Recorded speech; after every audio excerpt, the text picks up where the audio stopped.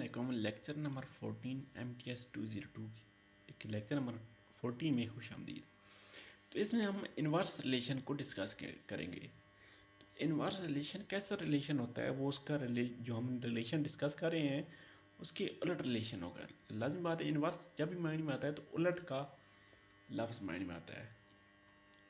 तो इसकी डेफिनेशन की तरफ देखते हैं जी। अगर ए बी हमारे पास दो सेट मौजूद हैं और आर उनमें हमारे पास ऐसा रिलेशन मौजूद है जिसमें ए बी की पेयर मौजूद है, तो अगर उन पेयर को उलट कर दें, बी ए की पेयर ले लें, यानी बी क्रॉस ए हम ले लेते हैं। ए बी की पेयर कब बनते हैं? जब ए क्रॉस बी होता है, ए बिलोंग टू ए और बी बिलोंग टू बी। और बी ए कब बनेगा? जब बी बिलोंग टू बी और ए बिलोंग टू ए। तो बी क्रॉस ए में हमारे पास जो रिलेशन बनेगा वो आर इनवर्स होगा। सिंपली आप ये समझिए, अगर आर हमारे पास एक रिलेशन है ए क्रॉस बी का, तो बी क्रॉस ए का जो रिलेशन आएगा हमारे पास, वो हमारे पास आर इनवर्स रिलेशन मौजूद आएगा।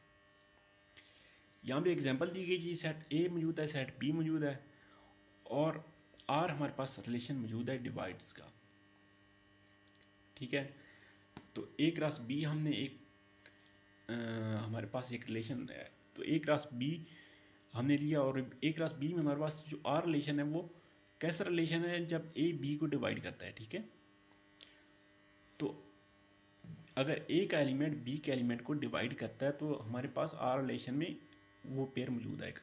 तो आर रिलेशन में सबसे पहले देखेंगे हमारे पास एलिमेंट है 2 और बी में देखें 2 को डिवाइड करता है तो ये हमारे पास रिलेशन आ जाएगा। देन 2 6 को डिवाइड करता है तो ये मौजूद आ जाएगा।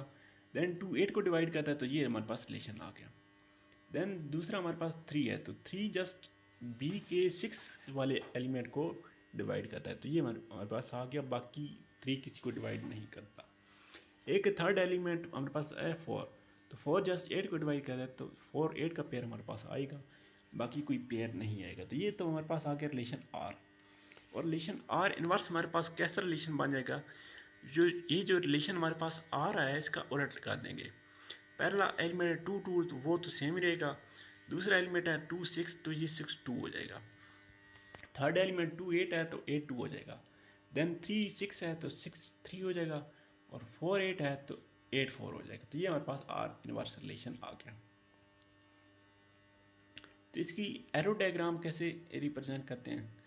तो अगर हमारे पास एक रिलेशन इस डायग्राम में देखें, ए से बी की तरफ बन रहा है और बी के ए के एलिमेंट बी के एलिमेंट के ऊपर पेयर कर रहे हैं, तो 2 से हमारे पास 2 से एरो जा रही हैं 2 6 और 8 के ऊपर, 3 से एरो जा रही है 6 के ऊपर और 4 से एरो जा रही है 8 के ऊपर। देन नेक्स्ट ये नीचे वाली देखें, तो जहाँ से एलिमेंट की पेयर जा रहे थे वापस आ गए। ठीक है, जस्ट हमने एरो को वापस डायरेक्शन में मूव कर दिया तो हमारे पास ये एरो डायग्राम बन जाती है। उस बाद मैट्रिक रिप्रेजेंटेशन कैसे होती है इसकी? तो मैट्रिक रिप्रेजेंटेशन में जस्ट जो हमारे पास एम मैट्रिक्स होता है उसका ट्रांसपोज ले लेते हैं। जो पहला कॉलम होता है वो पहली रो बन जाती है, जो सेकंड कॉलम होता है वो सेकंड रो बन जाती है, थर्ड कॉलम थर्ड रो बन जाती है। हमारे पास एक देखें ना, एम मौजूद है और एम का ट्रांसपोज मौजूद है। तो एम अगर हमारे पास एक रिलेशन आर है तो एम का ट्रांसपोज हमारे पास आर इनवर्स रिलेशन प्रोवाइड करेगा। एक्सरसाइज है हमारे पास, let R be a binary relation on set A, prove that R, if R reflexive then R inverse is reflexive। तो पहला पार्ट देखते हैं जी, if R is reflexive then R inverse is reflexive। तो अगर R reflexive होगा तो reflexive में हमारे पास हर एलिमेंट का अपने एलिमेंट के साथ पेयर होना लाजमी है। ठीक है, तो R में तो तमाम वो पेयर मौजूद हैं जिनका अपने आप के साथ पेयर बन रहा है, तो इसीलिए R रिफ्लेक्सिव है ना। तो आर इनवर्स में भी वही पेयर आएंगे, जस्ट उनकी हम जगह चेंज कर देंगे। पहले एलिमेंट सेकंड की जगह और सेकंड एलिमेंट पहले की जगह चेंज कर देंगे, तो वही पेयर आएंगे आर इनवर्स में भी हमारे पास। तो इसलिए आर इनवर्स हमारे पास रिफ्लेक्सिव होगा। सेकंड पार्ट जी, if R is symmetric then R inverse is symmetric. तो अगर इसको प्रूव करने के लिए देखिए, अगर हमारे पास एक रिलेशन मौजूद है आर और अगर हमारे पास जो रिलेशन आर है उसमें अगर ए बी का पेयर मौजूद है, ठीक है, रिलेशन आर में हमारे पास ए बी का रिलेशन हमारे पास अगर मौजूद है तो बी ए अगर आर में मौजूद होगा तभी आर जो है वो सिमेट्रिक होगा ना। आर अगर सिमेट्रिक है तो इसमें ए बी भी मौजूद है और बी ए का पेयर भी मौजूद है। तो जब आर इनवर्स लेंगे तो ए बी वाला पेयर हमारे पास बनेगा बी ए, और जो बी ए वाला पेयर आर में मौजूद है तो वो हमारे पास बनेगा ए बी। तो हर पेयर का उलट पेयर भी आर इनवर्स में आ जाएगा। तो इस तरह आर इनवर्स जो वो सिमेट्रिक बन जाएगा। देन हमारे पास if R is transitive then R inverse is transitive. अगर आर हमारे पास ट्रांजिटिव है तो हमारे पास ट्रांजिटिव के लिए क्या चीज़ है, अगर ए बी एक पेयर मौजूद है आर में और बी सी एक पेयर मौजूद है आर में, तो सी ए भी हमारे पास आर में मौजूद होना चाहिए। यही शर्त है। तो आर तो हमें ये गिवन है ट्रांजिटिव है। तो आर इनवर्स में हमारे पास कौन कौन से आ जाएंगे, आर इनवर्स में हमारे पास आ जाएगा, उनकी जस्ट ऑर्डर चेंज हो जाएंगे ना। तो वो हमारे पास आ जाएगा बी ए, सी बी और सी ए। तो ये हमारे पास आर इनवर्स में आ जाएंगे, जस्ट इनके एलिमेंट चेंज हुए हैं। तो ये हमारे पास ये ट्रांजिटिव की प्रॉपर्टी शो हो गई है। तो यहाँ जस्ट जो मैंने आपको आर के एलिमेंट बताए हैं वो इसने आर इनवर्स की लिखी हुई है, और आर इनवर्स के जो एलिमेंट मैंने आपको बताया वो इसने आर की लिखी हुई है। जस्ट ये यहाँ पे डिफरेंस है। और फोर्थ है ये G, prove that if R is anti symmetric then R inverse is anti symmetric. तो एंटी सिमेट्रिक के लिए हमारे पास क्या कंडीशन होती है, अगर ए बी का पेयर मौजूद है तो बी ए का पेयर हमारे पास मौजूद नहीं होना चाहिए। बी ए का पेयर सिर्फ और सिर्फ इसी सूरत में आ सकता है जब ए बी के इक्वल हो। तो अगर ए बी आर में मौजूद है और बी ए मौजूद नहीं है आर में, तो लाजिम बात है जो आर इनवर्स आएगा वो इसी के एलिमेंट का ऑपोजिट आता है। तो वो जो हमारे पास आर इनवर्स आएगा वो एंटी सिमेट्रिक भी होगा। नेक्स्ट क्वेश्चन है हमारे पास, show that relation R on a set S is symmetric if and only if R equal to R inverse। ठीक है, रिलेशन R जो है वो हमारे पास हमने शो करना है। अगर सिमेट्रिक है तो R equal to R inverse होता है, अगर R equal to R inverse है तो वो हमारे पास सिमेट्रिक है। तो सोल्यूशन में देखते हैं जी, सबसे पहले हम सपोज कर लेते हैं जो R जो हमारे पास रिलेशन है सेट ए के ऊपर वो सिमेट्रिक है। तो सिमेट्रिक के लिए अगर कंडीशन होती है, अगर ए बी मौजूद है तो बी ए भी मौजूद होगा आर में। तो अगर बी ए आर में मौजूद है तो ए बी उसका उलट, उसी रिलेशन को उलट कर देंगे तो आर इनवर्स में आ जाएगा। और इस तरह अगर ए बी जो है वो आर में मौजूद है और आर इनवर्स में मौजूद है तो जो आर है वो आर इनवर्स में बिलोंग कर जाएगा। ठीक है, आगे देखिए हम कोई एलिमेंट दो लेते हैं, सी डी उनका पेयर, वो आर इनवर्स में मौजूद है।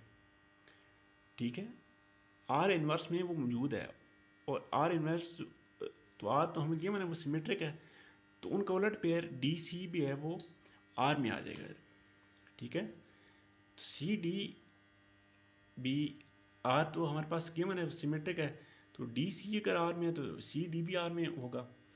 जब सी डी आर में है तो सी डी लाजिम बात है हमारे पास वो आर इनवर्स में भी मौजूद आ जाएगा। तो आर इनवर्स हमारे पास बिलोंग कर जाएगा आर में।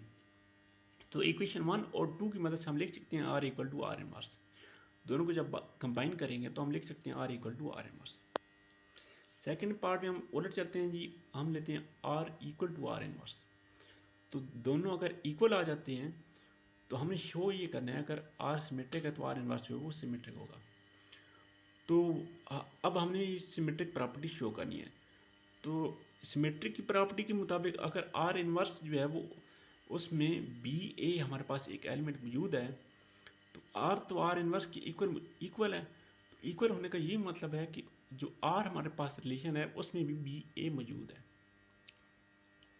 ठीक है, तभी ये इक्वल आ जाएगा। तो अगर बी ए भी मौजूद है और ए बी भी मौजूद है आर इनवर्स में, तो वो आर इनवर्स भी लाजिम बात सिमेट्रिक है, उसका उलट पेयर उसमें मौजूद आ गया।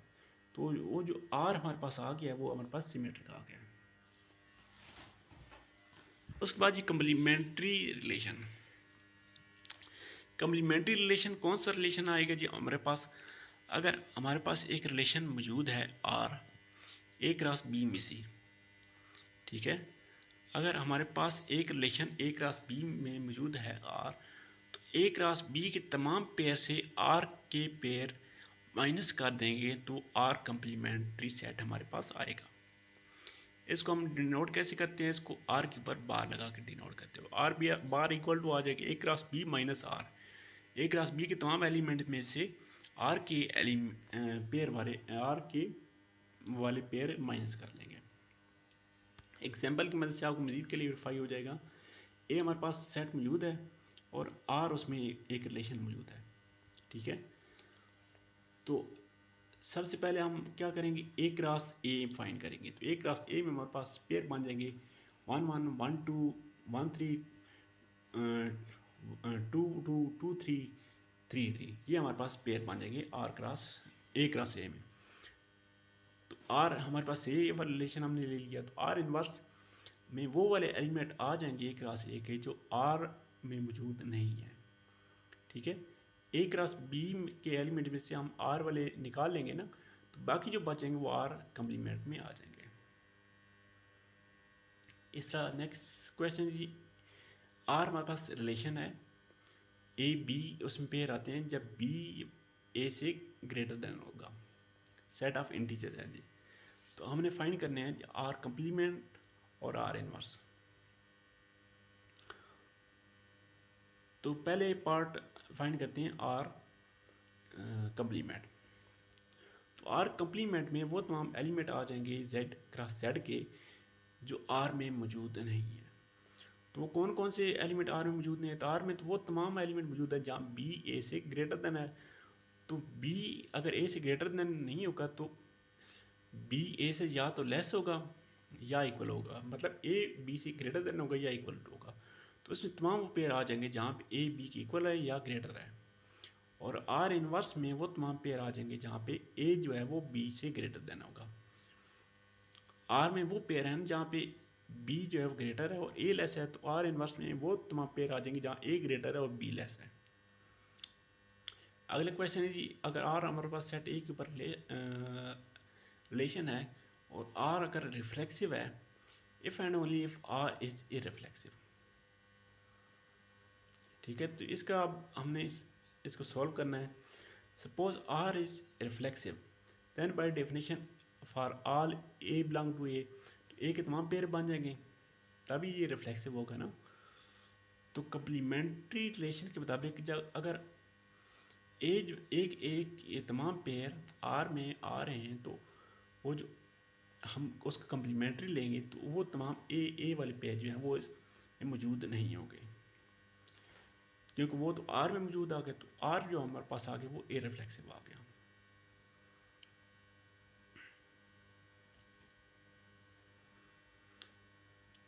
यहाँ पे हमारे पास इस क्वेश्चन में एक मिस्टेक है।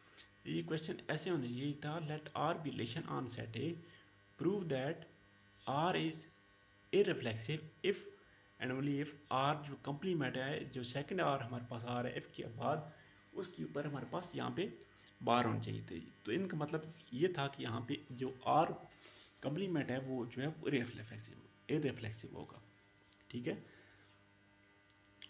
तो अगर आर रिफ्लेक्सिव होगा तो आर में वो तमाम एलिमेंट आ जाएंगे जिनका आपस में पेयर बन रहा है। तो आर का अगर हम कंप्लीमेंट लेंगे तो कंप्लीमेंट में हमारे पास वो एलिमेंट आएंगे जिनका आपस में पेयर नहीं बन रहा, तो आर जो है वो इररिफ्लेक्सिव बन जाएगा। ये जो नीचे इररिफ्लेक्सिव के साथ आ रहा है ये कंप्लीमेंट वाला आ रहा है। कन्वर्सली अगर आर जो है वो इररिफ्लेक्सिव है, अगर आर में वो पेयर नहीं आ रहा है जो जिनका आपस के साथ पेयर बनता है, तो लाजिम बात है वो आर कंप्लीमेंट में आ जाएंगे। तो अगर आर जो है वो इररिफ्लेक्सिव है तो आर कंप्लीमेंट जो है वो रिफ्लेक्सिव होगा। Suppose that R is symmetric relation on set A is R complement, यहाँ जो इसके बाद आ रही ये कंप्लीमेंट होना चाहिए था, तो ये सिमेट्रिक है। तो अगर एक सिमेट्रिक होगा तो दूसरी जो वो सिमेट्रिक हो सकता है, ठीक है।